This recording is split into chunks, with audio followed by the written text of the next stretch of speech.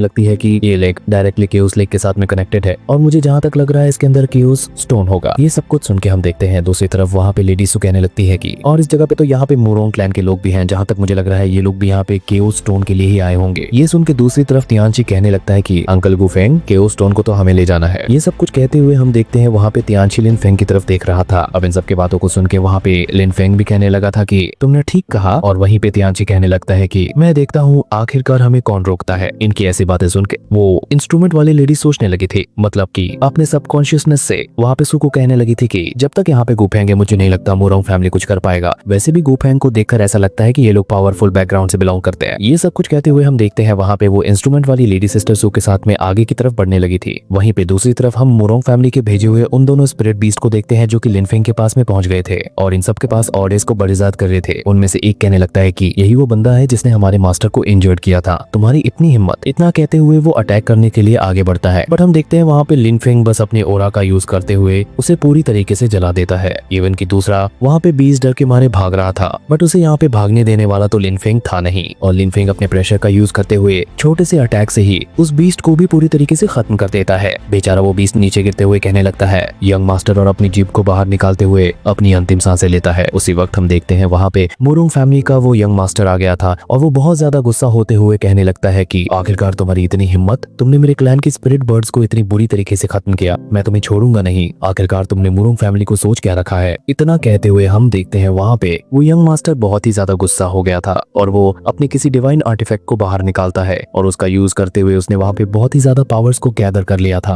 और वो कहने लगता है कि आज तुम बचोगे नहीं, तुमने हमें सोच क्या रखा है, क्या हम तुमसे डरते हैं। इतना कहते हुए वो वहाँ पे पावरफुल अटैक करने के लिए तैयार हो गया था, इवन कर भी देता है अटैक। दूसरी तरफ लिनफेंग को फर्क नहीं पड़ता, अब वो अपने फॉर्मेशन को एक्टिवेट करते हुए अपने मार्शल अवतार को पूरी तरीके से एक्टिवेट करता है और हम देखते हैं वो वहाँ पे उसका यूज करते हुए अपने पाम को अपने हैंड में गैदर करता है और वो डायरेक्टली एक पावरफुल अटैक उसकी तरफ कर देता है, जिसकी वजह से हम देखते हैं वहाँ पे लिनफेंग का अटैक उसके सारे अटैक्स को डिस्ट्रॉय कर रहा था। ये देखकर वो बंदा खुद शॉक हो जाता है, वह कहने लगता है कि आखिरकार ये इतना ज्यादा पावरफुल कैसे हो गया। ये सब कुछ सोचते हुए वो वहाँ पे उसके अटैक से बचने के लिए पीछे की तरफ हो गया था, बट हम देखते हैं वो वहाँ पे थोड़ा सा इंजर्ड हो जाता है और लिनफेंग की ऐसी स्ट्रेंथ को देखकर दूसरी तरफ वहाँ पे सू के साथ में जो भी लेडी थी वो वहाँ पे खुश हो जाती थी। वो कहने लगती है कि मैंने सोचा नहीं था कि ब्रदर गुफेंग इतने ज्यादा पावरफुल होंगे, उनके आगे तो कोई भी टिक नहीं सकता। सच में इतना कहते हुए वो लेडी बहुत ज्यादा तारीफें करने लगती है कि वह न्यू मोरोंग फैमिली के गॉड एम्परर का डिसेंडेंट है और बहुत ही ज्यादा टैलेंटेड भी। उसके मास्टर ने उसे बहुत ही ज्यादा टेक्निक सिखाए होंगे, फिर भी यहाँ पे ऐसे खतरनाक टेक्निक को सीनियर ब्रदर गुफेंग ने बहुत ही आसानी से डिस्ट्रॉय कर दिया। क्या यहाँ पे सच में सीनियर ब्रदर गुफेंग को गॉड एम्परर लेवल के टेक्निक्स आते हैं? ये सब कुछ सुन के हम देखते हैं दूसरी तरफ वहाँ पे शाओ टियान कहने लगता है कि तुमने ठीक कहा, मेरे मास्टर को गॉड एम्परर रिलम के टेक्निक्स भी आते हैं, मतलब कि गॉड एम्परर रिलम के बंदों के जैसा खतरनाक टेक्निक्स भी। बट यहाँ पे ये हुआ नहीं, इसे तो कुछ भी नहीं आता होगा, फिर भी इसकी इतनी हिम्मत ही मेरे मास्टर के आगे इतना ज्यादा एरोगेंट बने। ये सुन के दूसरी तरफ तियानची भी कहने लगता है कि अंकल गुफेंग तो बहुत ही ज्यादा कमाल के हैं और बहुत ही ज्यादा पावरफुल, ना ही उन्हें किसी से डर लगता है और ना ही वो किसी से घबराते हैं, वो बहुत ही ज्यादा पावरफुल है, उन्हें तो गॉड एम्परर रिलम के डिवाइन टेक्निक्स भी आते हैं। ये सब कुछ कहते हुए हम देखते हैं वो वहाँ पे बहुत ही ज्यादा खुश हो गया था। दूसरी तरफ हम लिनफेंग को देखते हैं जो आगे बढ़ने लगा था और वो कहने लगता है कि पहली बात तो मोरोंग फैमिली के लोगों ने मेरे लोगों के ऊपर अटैक किया और दूसरी बात तुम्हारी इतनी हिम्मत, तुम अपना सड़ा हुआ मुंह लेकर मेरे आगे आओ, ऐसा लगता है कि तुम्हें यहाँ पे जिंदा रहने का मन नहीं है। इतना कहते हुए लिनफेंग अपने एनर्जी को पूरी तरीके से रिलीज करता है और हम देखते हैं वो वहाँ पे अपने एनर्जी को रिलीज करते हुए डायरेक्टली अपने स्वॉर्ड फॉर्मेशन को एक्टिवेट कर देता है और अपने स्वॉर्ड फॉर्मेशन का यूज करते हुए पावरफुल स्वॉर्ड से उसके ऊपर अटैक कर रहा था, जिसको देखकर वो बंदा डर गया था और वो अपने लोगों से कहने लगता है कि जल्दी से इसे रोको, मैं चलता हूँ। और हम देखते हैं वो वहाँ से भागने लगता है, जिसको देखकर वो बंदा कहने लगता है कि यंग मास्टर, आखिरकार आप मुझे ऐसे कैसे छोड़ के जा सकते हो, और वो वहाँ पे परेशान हो रहा था। दूसरी तरफ वहाँ पे लिनफेंग कहने लगता है कि आखिरकार तुम्हें किसने कहा कि तुम यहाँ से भाग सकते हो, इतना आसान भी नहीं है बच्चे। इतना कहते हुए वहाँ पे लिनफेंग आगे बढ़ते हुए एक पावरफुल अटैक डायरेक्टली उसी यंग मास्टर के ऊपर कर देता है जो कि मोरोंग फैमिली से बिलोंग करता है और हम देखते हैं वो अटैक उसकी तरफ बढ़ रहा था और हम देखते हैं एकदम से लिनफेंग उसके आगे आ जाता है और वो कहने लगता है कि क्या तुम यहाँ से भाग पाओगे? वैसे भी मैंने अपना माइंड चेंज कर लिया है, हमें यहाँ पे आखिरकार कंपनसेट क्या करना होगा। इतना कहते हुए वो अपने स्वॉर्ड को बाहर निकालता है और हम देखते हैं वो वहाँ पे उसकी तरफ देख रहा था, जिसको देखकर मोरोंग फैमिली का वो यंग मास्टर तो बहुत ज्यादा डर गया था। लिटरली उसे समझ ही नहीं आ रहा था वो आखिरकार करे तो करें क्या। वहीं पे दूसरी तरफ हम लिनफेंग को देखते हैं जो कि बहुत ही ज्यादा गुस्सा होते हुए डायरेक्टली अपने स्पिरिचुअल स्वॉर्ड को वहाँ पे समन करता है और वो अटैक करने के लिए बहुत ही ज्यादा तेजी में आगे की तरफ बढ़ने लगा था उस बंदे की तरफ। ये सब कुछ इलेक्सेस साथ करने के लिए बहुत ही ज्यादा पहले स्पिरिचुअल को देखते हैं। देखकर वो बंदा बहुत ज्यादा डर जाता है। हम देखते हैं वो अटैक उसे लगने ही वाला था, तभी वो वहाँ पे किसी टोकन को बाहर निकालता है और उसे क्रश करते हुए उस जगह से पूरी तरीके से भाग गया था, मतलब कि वो यहाँ पे बच गया था और लिन फिंग का अटैक नीचे जमीन में लगता है। ये सब कुछ देखकर दूसरी तरफ हम देखते हैं मुरोंग फैमिली के यंग मास्टर का वो जो साथी था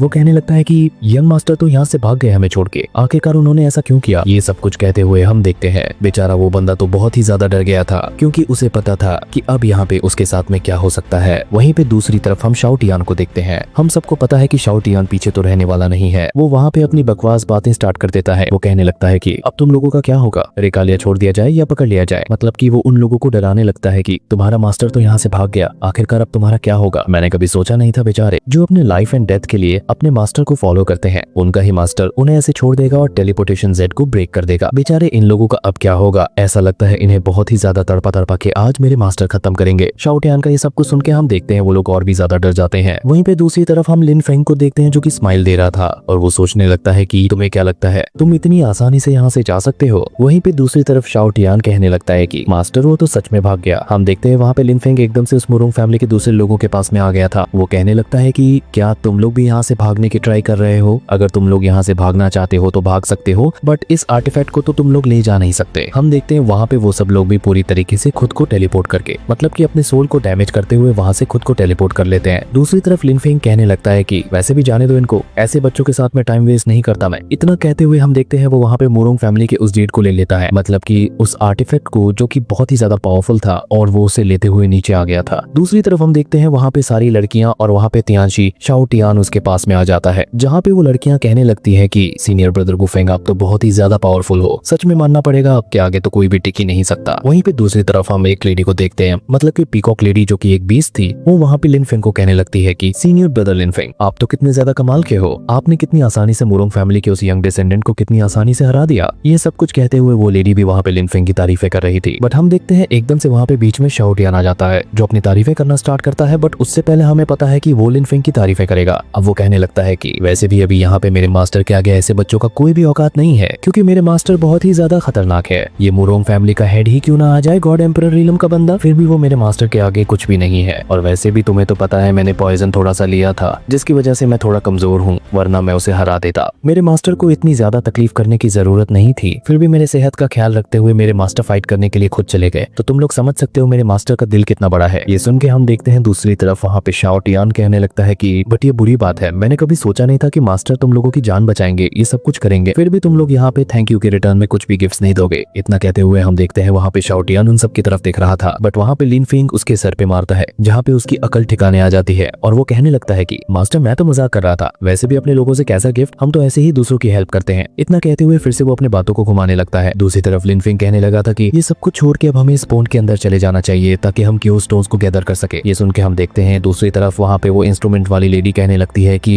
बट ब्रदर गुफेंग मैंने सुना है कि इस लेक के अंदर बहुत ही ज्यादा खतरनाक क्रिएचर्स रहते हैं, उनमें से एक तो ड्रैगन फिश है जो कि बहुत ही ज्यादा खतरनाक है, और मैंने सुना है कि उसे रोक पाना पावरफुल कल्टीवेटर के लिए भी मुश्किल होता है क्योंकि उसकी स्ट्रेंथ इतनी है कि वो किसी भी कल्टीवेटर को खत्म कर सकता है। ये सुन के हम देखते हैं दूसरी तरफ वहाँ पे शाओ टियान को फर्क नहीं पड़ता। शाओ टियान तो आगे बढ़ते हुए कहने लगता है कि क्या ड्रैगन फिश खाने में बहुत ही ज्यादा टेस्टी होगा ना। वहीं पे दूसरी तरफ लिन फेंग कहने लगता है कि अगर वो इतना ज्यादा खतरनाक है तो हमें उसे पानी से बाहर निकालना चाहिए ताकि हम उसे कैद कर सकें। बट हम देखते हैं दूसरी तरफ वो लेडी कहने लगती है कि इवन कि ड्रैगन फिश तो लैंड में भी बहुत ही आसानी से रह सकता है, मतलब कि अगर हम उसे बाहर भी ऐसे निकालेंगे फिर भी वो जिंदा होगा क्योंकि उसके अंदर तो केओस एनर्जी है, क्योंकि वो केओस एनर्जी के साथ में मर्ज हुआ है, तो उसे पूरी तरीके से इम्प्रिजन करना, मतलब कि उसे कैद करना बहुत ही ज्यादा मुश्किल होगा। ये सब कुछ सुन के हम देखते हैं दूसरी तरफ वहाँ पे लिन फेंग कहने लगता है कि जो कुछ भी हो हम जाकर ही देखेंगे, अगर हम ट्राई नहीं करेंगे तो हमें कैसे पता चलेगा आखिरकार हम उसे कैद कर भी सकते हैं या नहीं कर सकते। इतना कहते हुए हम देखते हैं वहाँ पे लिन फेंग अपने सब साथियों के साथ में वहाँ से जाने लगा था। अब यहाँ से सीन शिफ्ट होके दूसरी तरफ हम मुरोंग फैमिली के उस यंग मास्टर को देखते हैं जो कि बहुत ही ज्यादा इंजर्ड होते हुए दूर आ गया था, और उसके पीछे पीछे उसके दोस्त भी होते हैं, मतलब के उसके फॉलोअर्स, जहाँ पे वो यंग मास्टर गुस्सा होते हुए कहने लगता है कि आखिरकार उसकी इतनी हिम्मत, मैंने हजारों सालों तक वेट किया था कि शेचेन रुइंस में आ सकूं और यहाँ पे आने के बाद में उस ड्रैगन फिश को, उस ड्रैगन को पकड़ सकूं पूरी तरीके से, बट सब कुछ बिगड़ गया, सब कुछ मेरे हाथों से चला गया। ये सब कुछ कहते हुए हम देखते हैं वो वहाँ पे बहुत ही ज्यादा गुस्सा होने लगता है और वो कहने लगता है कि मुझे नहीं पता वो बंदा आया तो आया कहाँ से था, मैं चाहता हूँ कि वो जिंदा ना रहे, उसे खत्म होना ही होगा, मैं उसे नहीं छोड़ूंगा। इतना कहते हुए हम देखते हैं वो गुस्सा हो रहा था, बट वो वहाँ पे फिर से कहने लगता है कि उससे ज्यादा गुस्सा तो मुझे उस चिड़िया पे आया है, वो बर्ड भी जिंदा नहीं रहना चाहिए, सबसे पहले तो मैं उसका गला घोटूंगा अपने हाथों से, उसने मेरी बहुत ज्यादा बेइज्जती कर दी। इतना कहते हुए हम देखते हैं वो वहाँ पे बहुत ज्यादा गुस्सा होने लगता है। यहाँ से सीन शिफ्ट होकर दूसरी तरफ फिर से हम हमारी शाओ टियान को ही देखते हैं जो एकदम से अंदर की तरफ भागने लगा था और वो कहने लगता है कि आखिरकार केओस लिक्विड के यहाँ पे कोई भी ड्रॉप क्यों नहीं है, किसी ने सब कुछ अब्सॉर्ब कर लिया। इतना कहते हुए वो वहाँ पे चाट रहा था नीचे क्योंकि थोड़े बहुत केओस एनर्जी वहाँ पे थे। और हम देखते हैं वापस शाओ टियान लेटते हुए कहने लगता है कि आखिरकार किसकी हिम्मत हुई कि ये पूरा केओस लिक्विड ही खत्म कर दिया, एक भी नहीं बचा।